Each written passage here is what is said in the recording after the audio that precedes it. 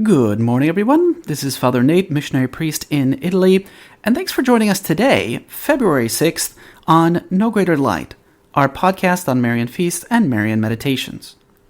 Well, to start us off today, we'll head to Belgium, where we celebrate Our Lady of Louvain. This is a painting, and the abbot Orsini writes, "This virgin, in high veneration in that country, began to work miracles in the year 1444." Right?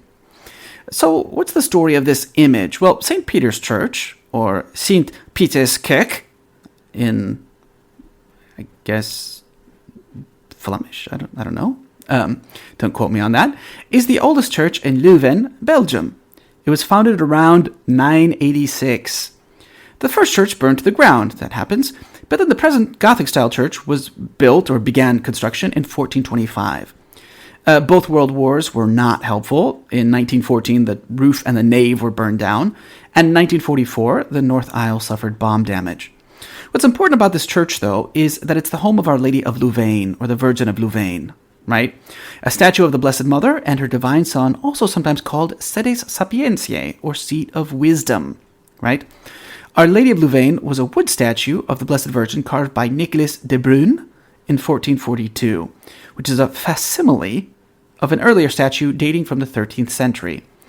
Unfortunately, the statue was completely destroyed during the Second World War, not by fascists, but by Allied bombs, right?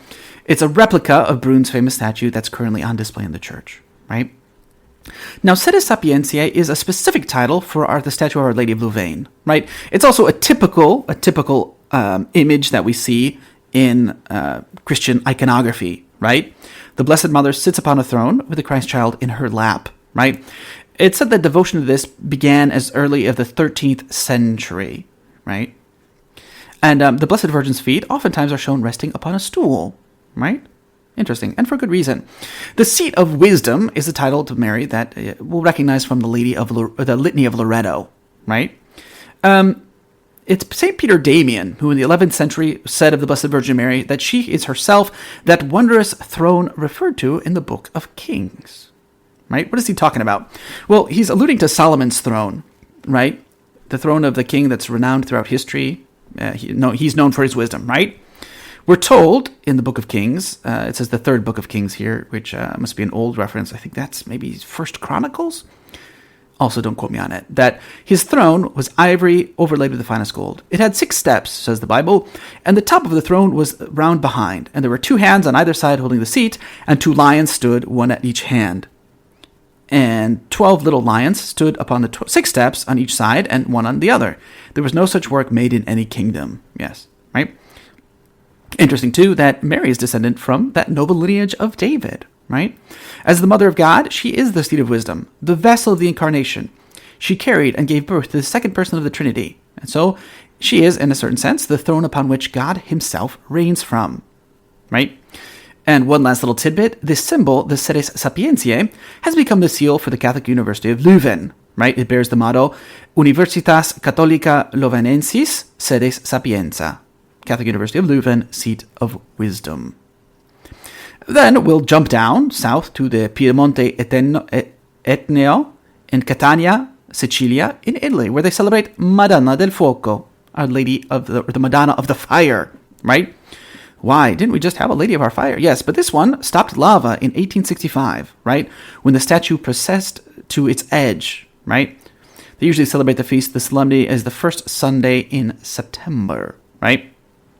But why do we celebrate? Why are we talking about it today, February 6th? Well, on February 6th, 1865, if you read in the archives of the shrine, we find that what happened? There was a sudden eruption, and so lava started coming from these mountains, right?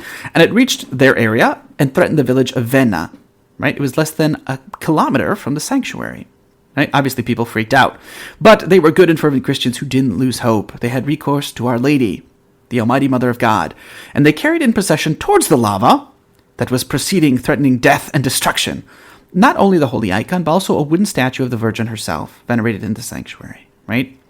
The evening twilight descended on the earth, and the reddish reflections of that immense and incandescent river of lava formed the sky in that stretch like a lake of blood, right? The reverend, who had preceded his faithful, climbed onto a protruding boulder, which served as a pulpit, and from there urged once again, amidst the sobs of himself and the faithful, to repentance and trust in the prayer of Our Lady. Suddenly, a furious wind rose, in which terrifying vortices crawls out over the burning lava until it hits the statue of Our Lady, making her face red hot. Right? After a few moments, calm returns, and with the calm, the lava, as if stopped by an omnipotent and visible hand, stops at the moment. Right? The great miracle, a great and undeniable miracle, had been achieved. Right? That statue from this day was called the Madonna del Fuoco. Right? So last but not least, we come to Madre de las Almas Consagradas in Carrizales, Miranda in Venezuela. Okay, so on February 6th, 1993, 3 nuns of the Servant of Jesus convent, along with a family who had come there to pray, saw the Virgin in the chapel garden on a banana tree from evening until morning, radiant with bluish light. The next day, the garden was covered with silver frost. The following day, a similar substance of many colors indicated this was all her presence, right? On February 9th, the same group saw the Virgin again in the garden when young Sister Maria del Carmen Contreras heard her say, "This is my title, Virgin Mary, Mother of the Consecrated Souls." Again, the vision remained until the next day, when likewise that frost-like substance appeared, right?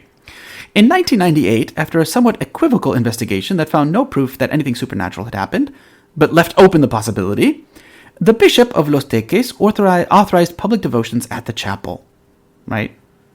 The apparition site is a grotto where a well was dug at her suggestion, a garden with orchids and roses, and Stations of the Cross. So that's what we're celebrating today on February 6th. For today's reading from The Imitation of Mary by Alexander de Rouville, we're still in Book 2, which considers the life and virtues of Mary from Jesus' birth to his death. And today we'll read the concluding part of Chapter 16, How to Act After Finding Jesus. Again, yesterday, through the words of Mary, we were told that we should consider why it is that we lost God's grace in the first place. Was it we grew lukewarm? We allowed some small inordinate attachment? Do we refuse a sacrifice from God? And Mary says, again through the mouth of our author here, that these little things, they don't cause a break. It's not like these cause mortal sin, but they prepare for such a break. Fidelity maintains the exchange of affection between the heart of Jesus and the heart of the upright man. Live with Jesus as you want him to live with you. You want him to pour out on you the riches of his love, then open your heart to him without reserve. Reserve toward him means a mean heart. The love you have for anything else makes him jealous. The least word spoken to him by one who loves him is well received. With the same dispositions of faithful love, you should in turn receive the inspirations of Jesus, whether he is suggesting through his grace some means of avoiding sin, or suggesting means of deepening your virtue. The believer. Holy Virgin, you know perfectly what love and fidelity are. Help me with the grace of God to derive profit from your instruction. But weak as I am, shall I not have the misfortune of losing Jesus again and forever? Mary. My child, it is right that you should fear. If you did not, I would try to inspire you with fear. But this fear should not be accompanied by disturbance and disquiet of soul, but should instead be moderated by confidence. On your part, do everything that depends on you to persevere in love of Jesus, and expect from his goodness the grace of perseverance. The believer. My dear mother, what terrible uncertainty for the soul that fears nothing so much as not persevering, when God leaves it ignorant of whether or not it will persevere. Mary. My child, that is the lot of all who are still in this life. God has determined that it should be so, lest you be shipwrecked on the reef of presumption. The uncertainty should keep you humble, inspire you with a holy distrust of self, and make you work out your salvation in fear and trembling. Only in heaven can we be free of all fear and enjoy the happy certainty of being always with Jesus.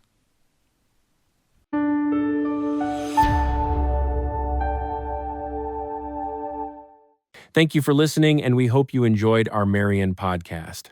As St. John Paul II teaches us, from Mary we learn to love Christ, her Son, the Son of God.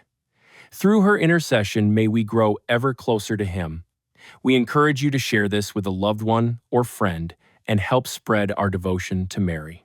Thank you, and God bless.